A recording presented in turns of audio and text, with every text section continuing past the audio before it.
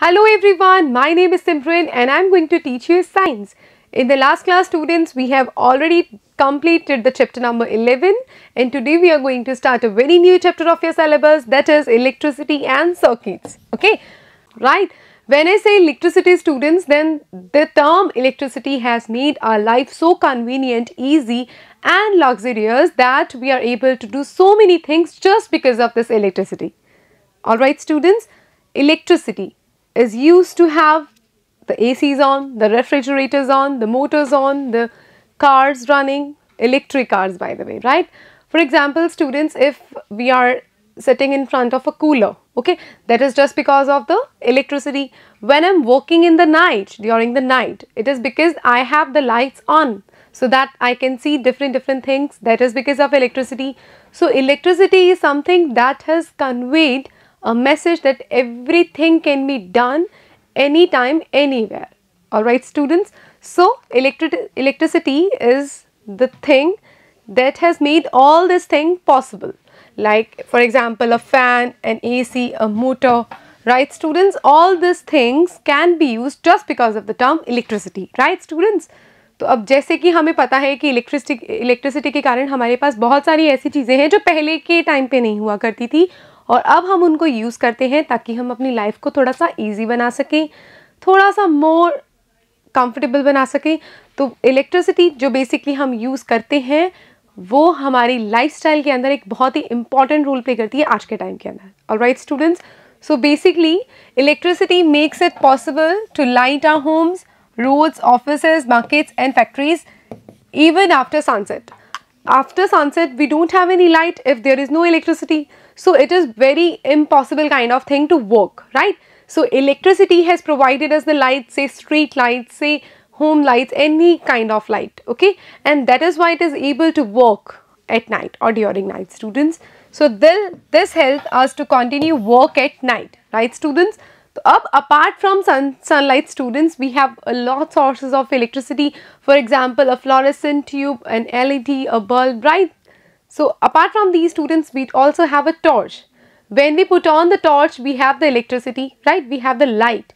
But where is this electricity coming to that particular torch, right? Have a look. A torch has a bulb that lights up when it is switched on.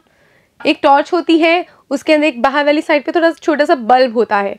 जब भी हम उस torch को on करते हैं तो वो bulb glow करता है, राइट? मगर क्वेश्चन ये है कि उस बल्ब के पास ग्लो करने के लिए इलेक्ट्रिसिटी जो पहुंच रही है वो कैसे पहुंचती है, क्योंकि there is no connection, right?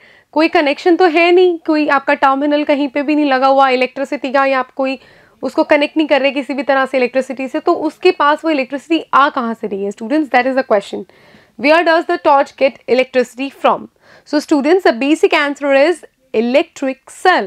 Okay, तो electric cell ही वो एक ऐसी चीज़ होती है जो इलेक्ट्रिक टॉर्च को इलेक्ट्रिसिटी प्रोवाइड करती है. ठीक है students, so electricity to the bulb in the torch is provided by electric cell. ठीक है, कौन प्रोवाइड करता है उसको? Electric cell. Electric cell are also used in alarm clocks, wrist watches, transistor radios, cameras and so many other devices, right? तो जैसे कि एक इलेक्ट्रिक सेल यूज़ होता है टॉर्च के अंदर, उसी तरह से हम इलेक्ट्रिक सेल्स को बहुत सारी जगह पे यूज़ करते हैं. फॉर एग्जाम्पल से अलार्म क्लॉक्स के अंदर, रिस्ट वॉचेस के अंदर, ट्रांजिस्टर्स के अंदर, रेडियोज़ के अंदर, टेलीविज़न रिमोट के अंदर, AC रिमोट्स के अंदर, बहुत सारे. इवन जो बच्चों के लिए खेलने के लिए खिलौने आते हैं, टॉयज़ आते हैं, उनके अंदर भी हम सेल्स का यूज़ करते हैं. फॉर एग्जांपल कोई एरोप्लेन ले रहा है तो उसके अंदर कोई फ्यूल तो डलेगा नहीं, ठीक है, उसके अंदर उनके इलेक्ट्रिक सेल्स डलते हैं, ठीक है, ताकि वो आराम से फ्लाई कर पाएँ. ठीक है, I am talking about toy, okay, कि कैसे टॉय एरोप्लेन वर्क करता है. ठीक है स्टूडेंट्स, तो इलेक्ट्रिक सेल बेसिकली एक बहुत इंपॉर्टेंट रोल प्ले कर रहा है किसके लिए? एक टॉर्च को इलेक्ट्रिसिटी प्रोवाइड कराने के लिए और बहुत सारी अदर चीज़ों के लिए. ठीक है स्टूडेंट्स, जैसे कि have you ever carefully looked at an electric cell? देखा है, सबने देखा है घर पे हमारे इलेक्ट्रिक सेल होता है और हम सब ने देखा है, चाहे वो किसी रिमोट कंट्रोल में हो, चाहे वो किसी टॉर्च में हो, या चाहे वो किसी और टॉय के अंदर हो. ठीक है, so we have all looked at the electric cell. मगर क्या हमने उसको इतने ध्यान से देखा है कि हम उनके अंदर की ऑब्जर्वेशंस कर पाएँ? ठीक है, जिन्होंने देखा है थम्स अप, और जिन्होंने नहीं देखा वो आज ही अपने घर पे इलेक्ट्रिक सेल को ऑब्जर्व करें, ठीक है। You might have noticed that it has a small metal cap on one side and a metal disc on the other side. ये चीज़ भी I think so सबने नोटिस की होगी, ठीक है। उसके एक साइड पे जहाँ पे बिल्कुल स्लाइट मेटल डिस्क होती है, बिल्कुल पतली सी, उसके बिल्कुल अपोजिट साइड पे, मतलब सेकेंड एंड पे क्या होता है, एक मेटल का कैप होता है, बेसिकली थोड़ा सा थिक होता है वो कंपैरेटिवली मेटल डिस्क की, ठीक है। तो एक साइड पे क्या है, एक एंड पे क्या है, मेटल डिस्क है, दूसरे साइड पे क्या है स्टूडेंट्स, मेटल कैप है, ओके। और ये दो जो चीज़ें होती हैं उसके एंड पॉइंट्स पे होती हैं, एंड्स पे होती हैं, ठीक है students. So did you notice a positive sign and a negative sign marked on the electric cell? अब क्या आप में से किसी ने इलेक्ट्रिक सेल पे जो पॉजिटिव और नेगेटिव, मतलब कि ये प्लस और ये माइनस लिखा हुआ देखा है? क्या आपने देखा है एक्चुअली? अगर तो आपने देखा है then it's a fab thing, and if you haven't then look at it also at your home today, right students? So have a look. जहाँ पे मेटल कैप होता है वहाँ पे होता है पॉजिटिव साइन, राइट, और जहाँ पे ये मेटल डिस्क होती है वहाँ पे होता है ये नेगेटिव साइन। अब ये जो चीज़ है ये क्या है स्टूडेंट्स, ये मेटल कैप है, ठीक है, और जो ये चीज़ है ना, दिस इज मेटल डिस्क, ठीक है। This is metal disc and this is metal cap, right students? अब the metal cap is the positive terminal of the electric cell and the metal disc is the negative terminal of the electric cell. जैसे कि हमने देखा है अभी, positive terminal कौन सा है, जो हमारे पास मेटल कैप वाला एंड है, और नेगेटिव वाला कौन सा है, जो हमारे पास मेटल डिस्क वाला एंड है, ठीक है। तो एक सेल के पास दो टर्मिनल्स होते हैं, एक तो पॉजिटिव होता है और एक नेगेटिव होता है। पॉजिटिव वाला कौन सा होता है, जिसमें मेटल कैप है, राइट स्टूडेंट्स, और नेगेटिव वाला कौन सा होता है, जिसमें मेटल डिस्क है।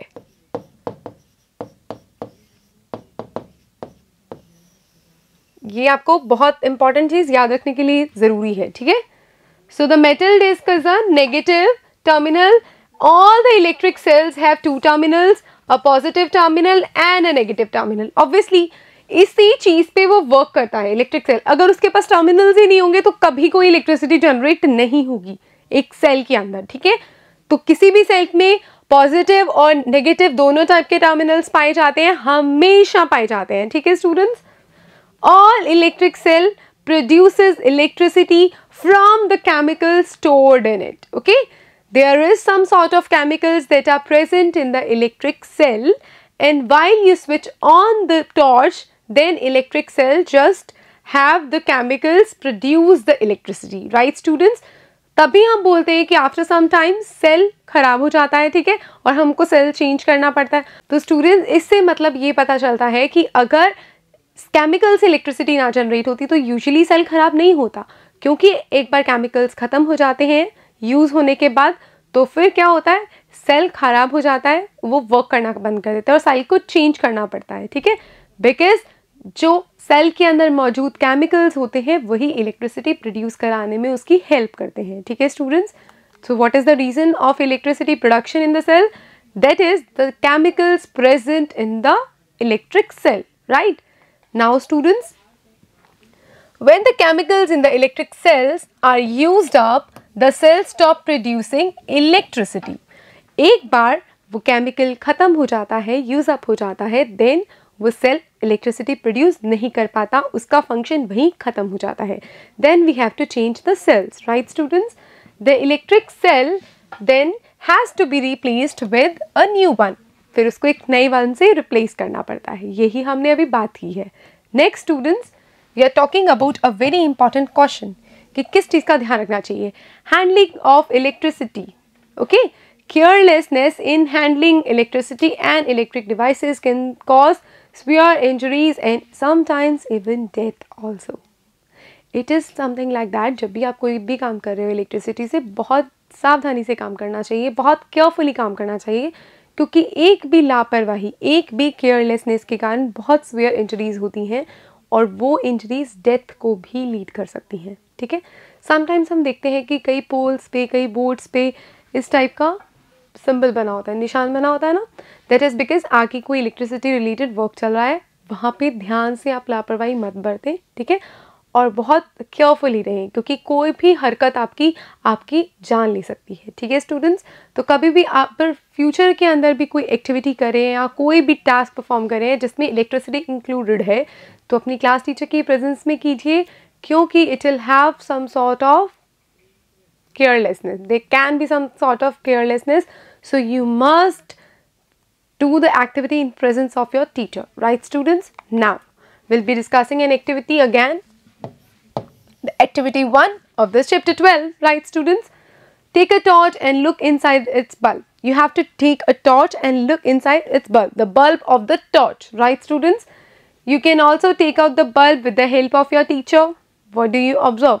अब आप क्या करो, उस टॉर्च के अंदर जो उसका बल्ब था उसको बाहर निकालो अपनी टीचर की प्रेजेंस के अंदर उनकी हेल्प से। अब आपने क्या ऑब्जर्व किया उस बल्ब को लेके? Do you find a thin wire fixed in the middle of the glass bulb?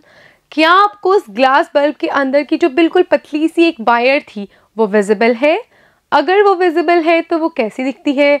अगर वो विजिबल है तो उसको बोलते क्या है? ठीक है, उसका काम क्या होता है, हम वो देखने वाले हैं। Now switch on the bulb, okay? Switch on the torch. Basically, अगर torch on होगी तभी automatically वो bulb on होगा, right? And observe which part of bulb is glowing.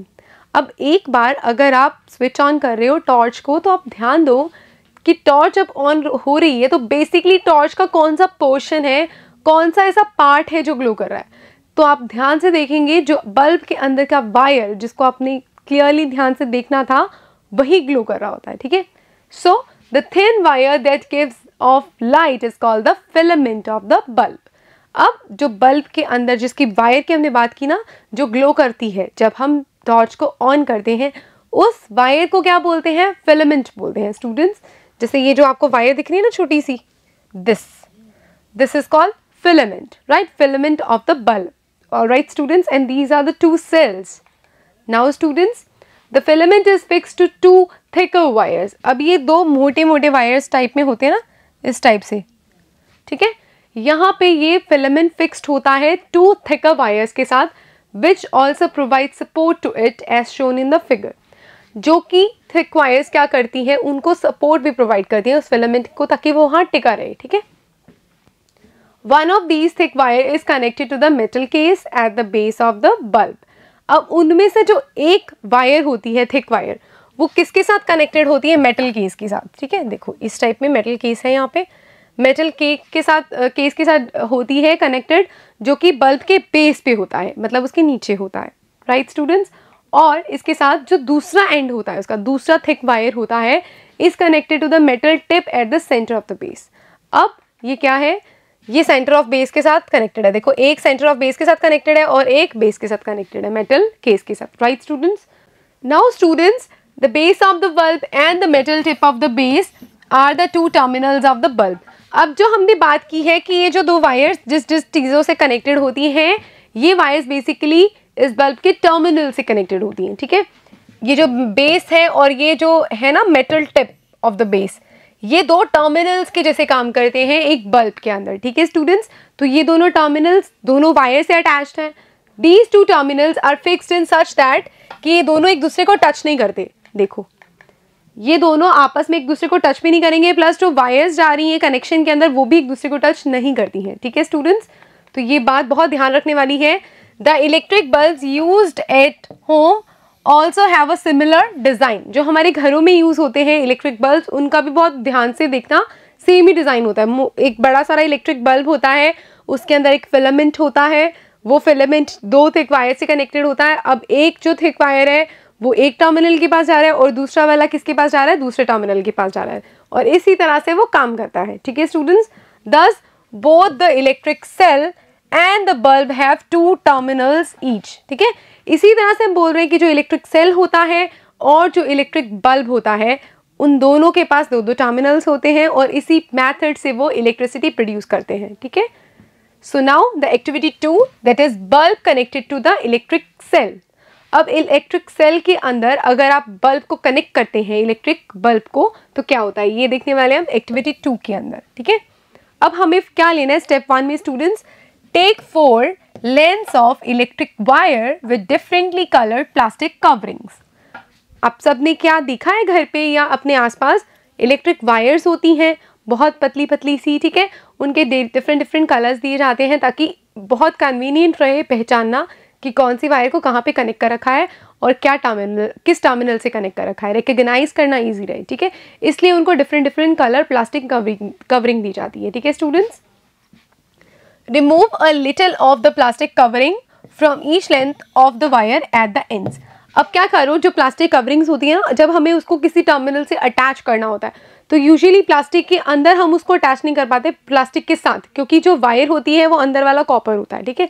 तो आप हल्का सा उसका प्लास्टिक साइड से, मतलब उसके दोनों एंड से हम थोड़ा थोड़ा निकालेंगे ताकि कनेक्शंस ईजी रह पाएँ, ठीक है। जो हम कनेक्ट करें किसी भी टर्मिनल से वो ईजिली कनेक्ट हो जाए, तो हम उन प्लास्टिक कवरिंग्स को दोनों एंड से थोड़ा थोड़ा हटा देंगे, ठीक है। उसके बाद क्या देखते हैं, this could expose the metal wires at the end of each length. अब इसके कारण क्या होगा, जो मेटल वायर्स होती हैं वो दिखने लगेंगी दोनों एंड से। जो आपने देखो फॉर एग्जांपल ये रेड कलर का दिख रहा है ना, ये ऊपर जो रेड रेड दिख रहा है ना, ये तो प्लास्टिक कवरिंग है। मेटल के ऊपर किसी वायर होता है ना, वायर के ऊपर कोई प्लास्टिक कवरिंग है। एक्चुअल वायर तो ये है, ठीक है, this is the actual wire जो कनेक्शन करवाएगी, ठीक है स्टूडेंट्स। तो fix the exposed part of two wires to the cell and the other two of the bulb as shown, ठीक है। अब क्या करना है, दो वायर्स के एक्सपोज्ड पार्ट को कनेक्ट करना है आपको सेल के साथ, और इन्हीं दो को आपको कनेक्ट करना है एक बल्ब के साथ, ठीक है स्टूडेंट्स। देखो ये रेड और ब्लू है, this is blue and green, ठीक है, इन दोनों को हमने कनेक्ट किया है, इन दोनों को किया हमने सेल से और इन दोनों को किससे किया है, बल्ब से कनेक्ट, राइट स्टूडेंट्स। अब क्या होगा, you can stick the wires to the bulb with the tape used by electricians. अब अगर हम ध्यान देंगे तो वायर्स को कई बार हम बल्ब के अंदर अटैच कर देते हैं with the help of tape, जो कि इलेक्ट्रिशियंस यूज करते हैं। देखा होगा ना, ब्लैक कलर का या डार्क ब्लू कलर का एक टेप आता है जो वो लोग यूज करते हैं, ठीक है, उस टेप से आपको उसको कनेक्ट करना है इजीली, ठीक है। यूज रबर बैंड्स और tape to fix the wires to the cell. अब आप टेप का या फिर रबर बैंड्स का यूज कर सकते हो किसके अंदर क्या अटैच कराने के लिए, सेल के अंदर वायर को जोड़े रखने के लिए, फिक्स रखने के लिए, ठीक है स्टूडेंट्स। तो ये वो कनेक्शंस हैं जो हमने किए हैं सेल से और किससे, बल्ब से। किन के कनेक्शंस, वायर के कनेक्शंस, किस किस की हेल्प से, टेप की हेल्प से और रबर की हेल्प से, ठीक है स्टूडेंट्स। अब इतने सारे कनेक्शंस देख रहे हो जो पिक्चर में, ये क्या है देखते हैं हम। Now connect the wires fix to the bulb. अब जो वायर्स आपने बल्ब के अंदर फिक्स की हैं उनको किससे आप कनेक्ट करोगे, सेल से, with those attached to the cell in 6 different ways as we have seen or shown in the pictures, right? अब हमने क्या किया स्टूडेंट्स, ये पिक्चर्स जो आपको दिख रही हैं ये कनेक्शंस है। क्या क्या कनेक्शंस हैं, कैसे हमें सेल की वायर्स को बल्ब की वायर से कनेक्ट करना है, अलग अलग 6 तरीकों से, ठीक है स्टूडेंट्स। तो ध्यान दीजिए, पहला क्या है, जिसमें हमने दोनों को, रेड वाली को ग्रीन से अटैच किया है, ब्लू और ब्लू को अटैच किया। नेक्स्ट में क्या किया स्टूडेंट्स, इसको डिस्कनेक्ट रखा है, ये जुड़ा नहीं हुआ, आपस में ध्यान दो, ये जुड़ा नहीं हुआ है, ये वाला जो है ये कनेक्टेड है। नेक्स्ट में स्टूडेंट्स ऊपर वाला कनेक्टेड नहीं है, नीचे वाला कनेक्टेड है। इधर क्या है, नीचे वाला कनेक्टेड नहीं है, ऊपर वाला कनेक्टेड है। इधर दोनों ही कनेक्टेड है। इधर क्या है स्टूडेंट्स, ये देखो, अब ये चीज जो है ना, ऊपर वाले के साथ कुछ भी अटैचमेंट नहीं है, जबकि दोनों कनेक्शंस नीचे वाले के साथ हैं, ठीक है। यहाँ पे दोनों कनेक्शंस ऊपर वाले के साथ हैं, ठीक है स्टूडेंट्स। और यहाँ देखो, यहाँ पे क्या है, ऑल्टरनेट करेक्ट मतलब है, ठीक है, ऑल्टरनेट कनेक्शंस है, राइट स्टूडेंट्स। ऑल्टरनेट कनेक्शंस का मतलब क्या है कि ऊपर वाला टर्मिनल नीचे वाले से, नीचे वाला ऊपर वाले से, basically opposite terminals you can say, ठीक है। तो अब ये आपके पास 6 अरेंजमेंट्स बन चुके हैं, 6 डिफरेंट वेज बन चुके हैं इन कनेक्शंस का, ठीक है। अब देखिए क्या, for each arrangement find out whether the bulb glows और नॉट। अब जो आपने 6 अरेंजमेंट्स किए हैं, 6 कनेक्शंस किए हैं, आप ध्यान दो कि क्या इन सब के लिए बल्ब ग्लो कर रहा है या फिर नहीं ग्लो कर रहा। ये वो एक्टिविटी है जो आपको परफॉर्म करनी पड़ेगी ताकि हम एक कंक्लूजन पे आए, ठीक है स्टूडेंट्स। राइट येस और no for each arrangement in your notebook. अब आप क्या करेंगे, अपनी नोटबुक पे लिखेंगे, अगर तो बल्ब ग्लो हो रहा है तो yes, if the bulb is not at all glowing then it is a no. So you have to make the 6 observation in your notebooks while checking it up for these particular arrangements, right students? So this is it for students. Just perform this activity at your home, right students? We'll be meeting in your next class. Have a nice day to all of you. We'll be studying about the electric circuits, okay, continuing this thing, right students? So have a nice day to you all. Bye bye.